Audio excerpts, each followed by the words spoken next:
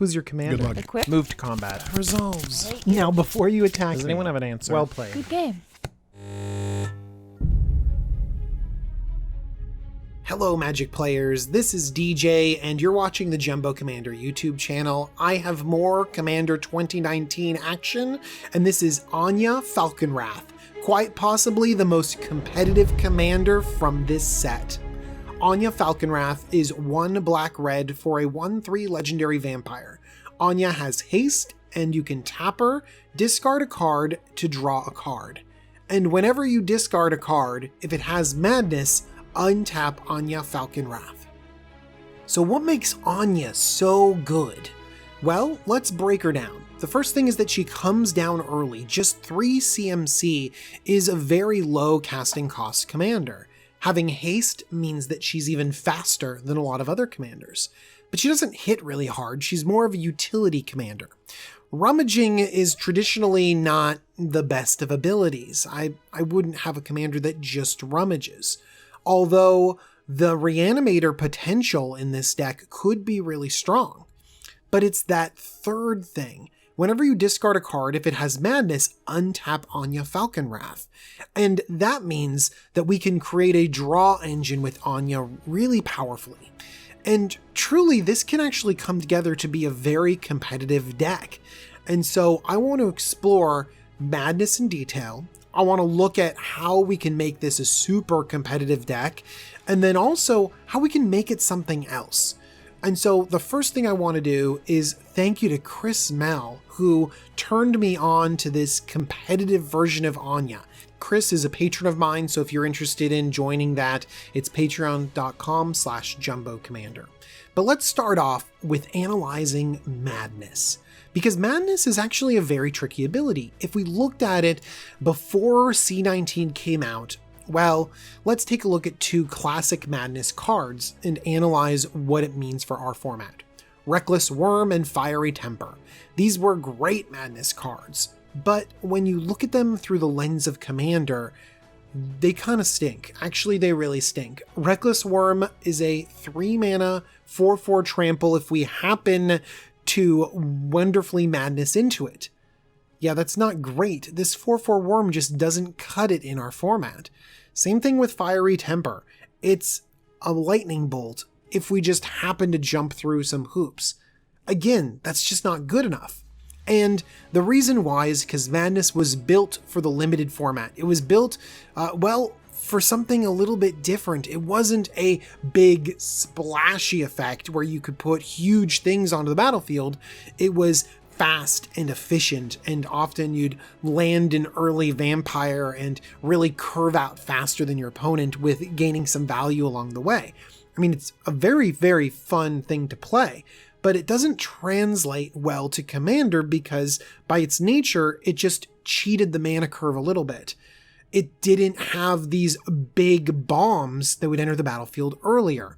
And so I was hoping C19 would change that we would get a Madness for 10/10 or a 5 CMC Madness card that had this huge effect like Rise of the Dark Realms or something like that. And they did push the mana cost a little bit for Commander. We got Archfiend of Spite and Curse of Fool's Wisdom. Both of these are 6 CMC, 7 CMC spells that you can get out a little bit earlier. That's pretty solid. But I don't think these 2 spells make up for all of the little dinky vampires that you usually find in the Madness archetype. So there might be a couple questions here. How do we fix the Anje Falconwrath deck we might have right now?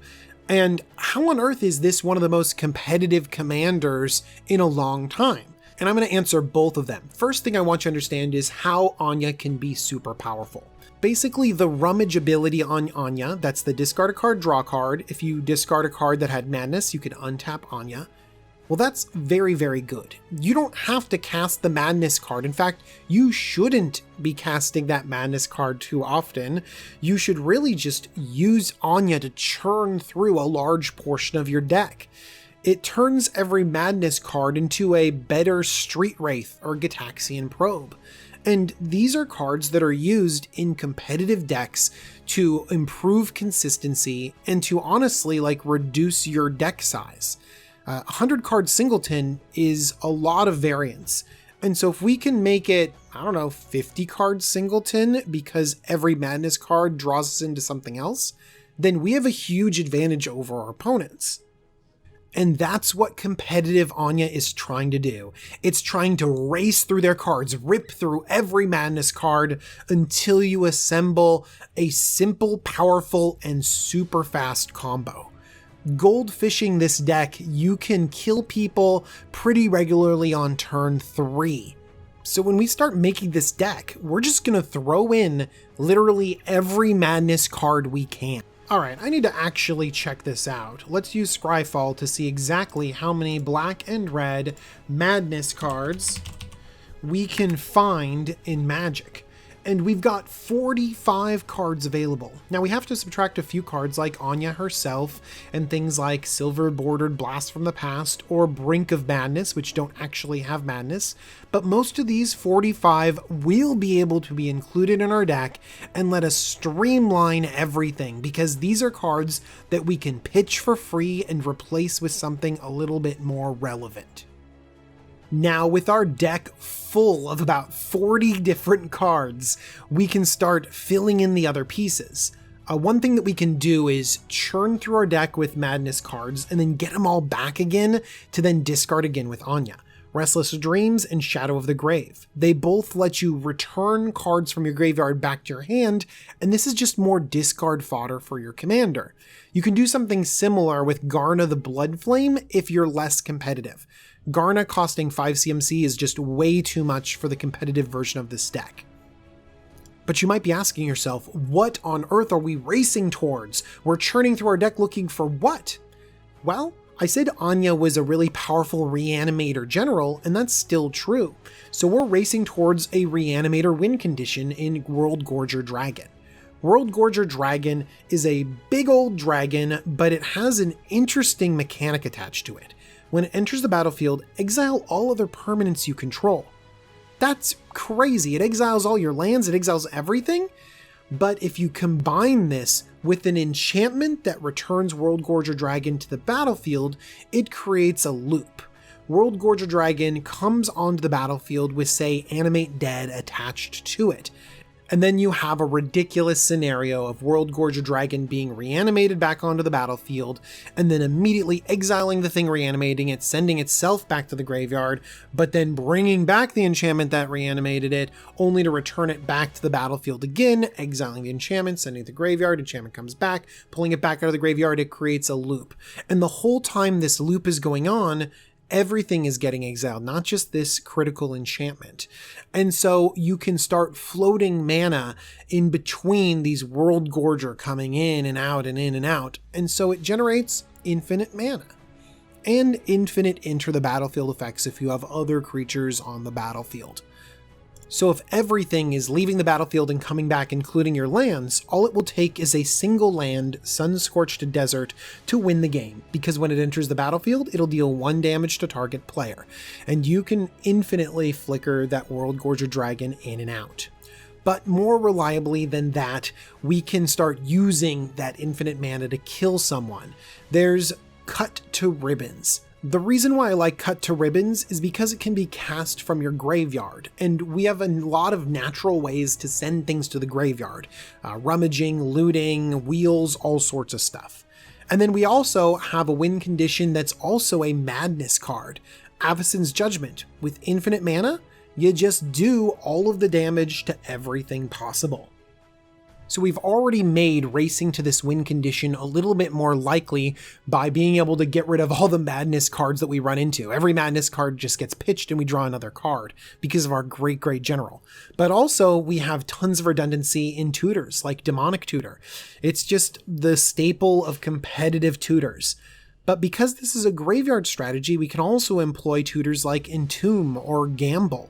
And because we have an instant way and a hasty way to draw cards, we can even use some tutors that set up the top of our library. In fact, Scheming Symmetry could be used in this deck as well, because we might set up the top of our library and instantly win. We can also set up the top of our library with a Doomsday Pile. It's just a faster way to assuredly get to our World Gorger combo.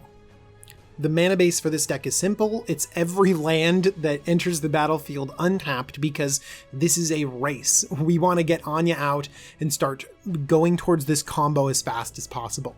We also have all of the super expensive fast mana, and we even have one-off rituals just to try and get there as fast as possible. The one thing that this deck is lacking is substantial interaction. Like, yeah, there's some madness cards that could kill some creatures, but honestly, it's like Pyroblast, Red Elemental Blast, Ingot Chewer, and then we were going back and forth about whether Mire and Misery is actually worth an include. And that's like it. So this is where this deck falls short, I think, of a lot of other CEDH decks, is because those have a lot of interaction and a lot of redundancy. This one is really all based around speed, which lets you know how powerful it is, because it can just race to victory as fast as possible. All right, I'll post the full deck list for the super competitive Anja list. It's expensive, it's explosive. You will destroy people with this deck, but you don't want to just open up this crazy combo deck against any commander table. You might want to just play Anja because drawing cards is awesome and getting huge things back from the graveyard is great too. So that's why I think a classic Reanimator shell could be built around Anja. Now, Reanimator works best in other formats because you accelerate into something that just wins the game on its own, like an Emrakul or a Gristlebrand, both of which are banned in our format.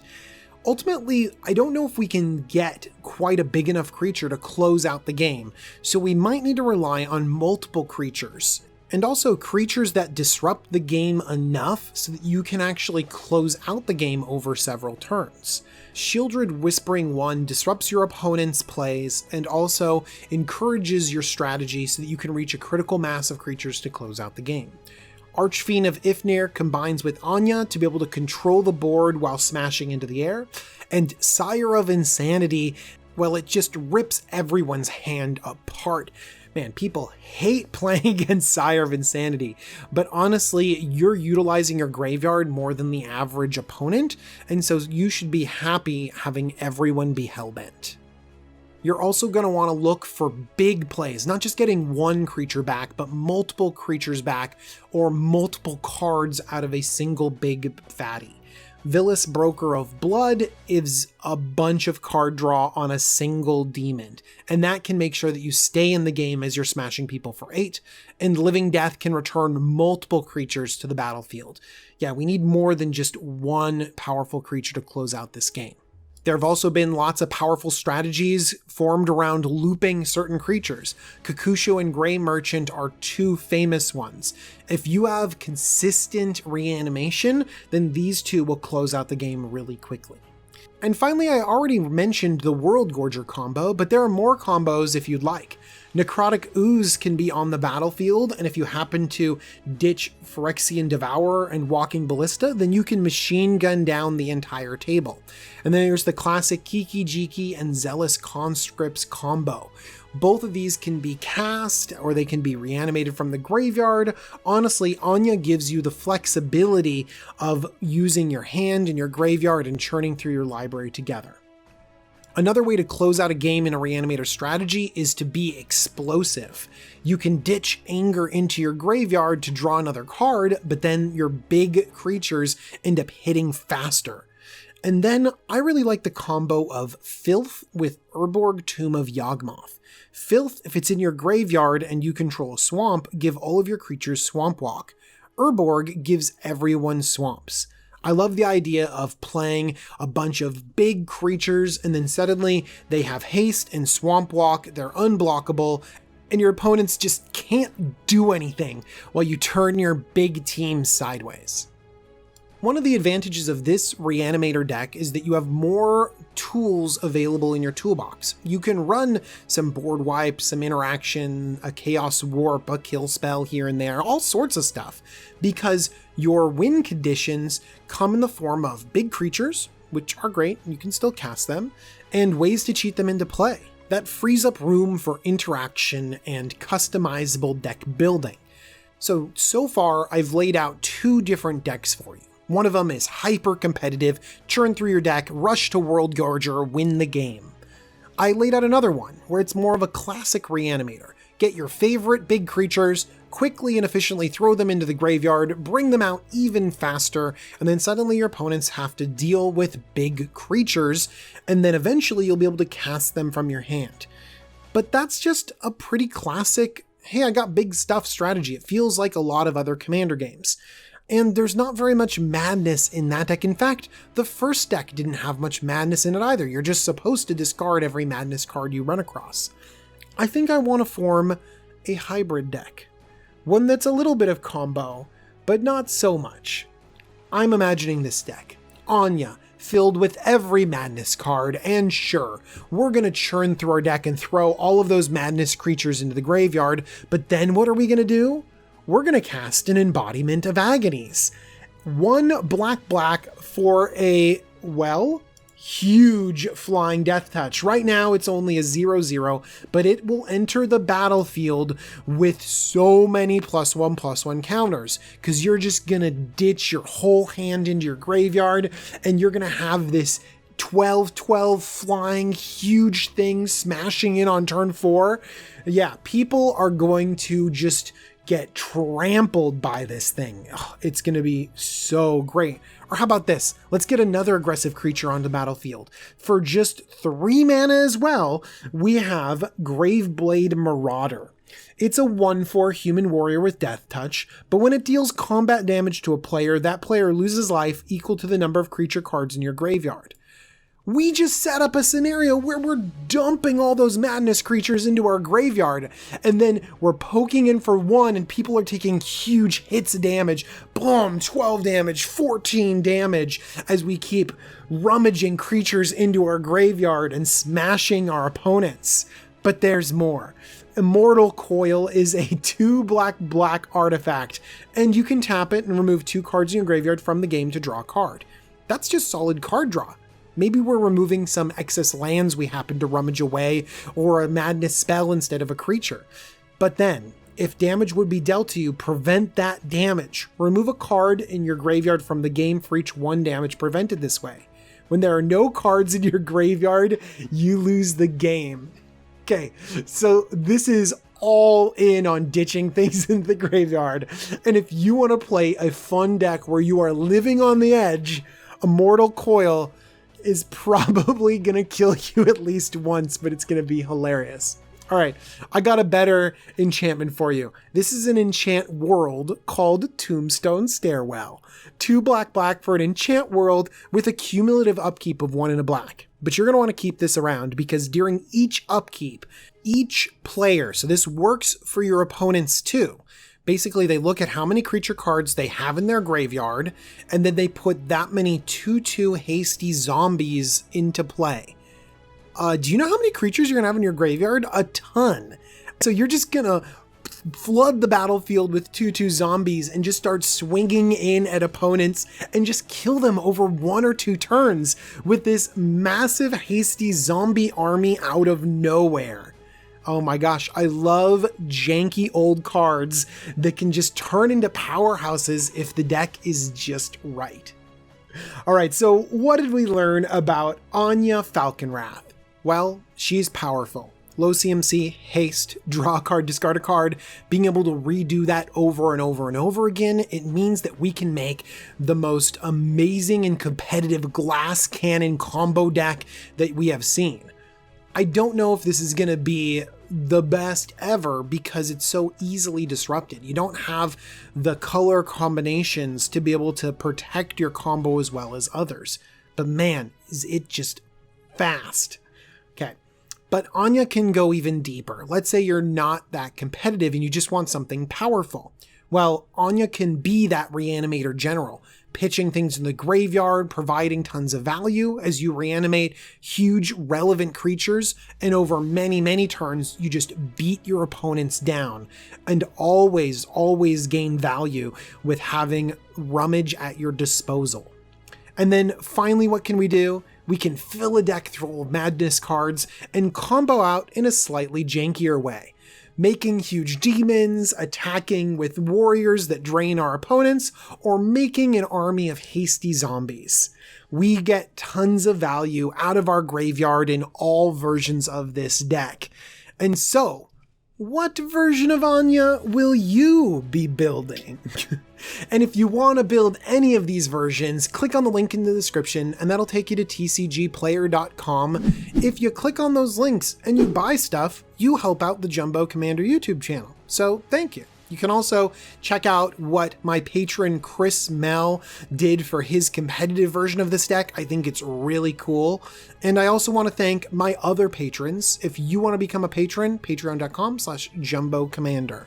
But in the meantime, thank you so much for watching, and I am excited to put out more Commander 2019 content because there's just so many good commanders. I just have to keep going. All right, everyone, I'll see you really soon. Bye-bye.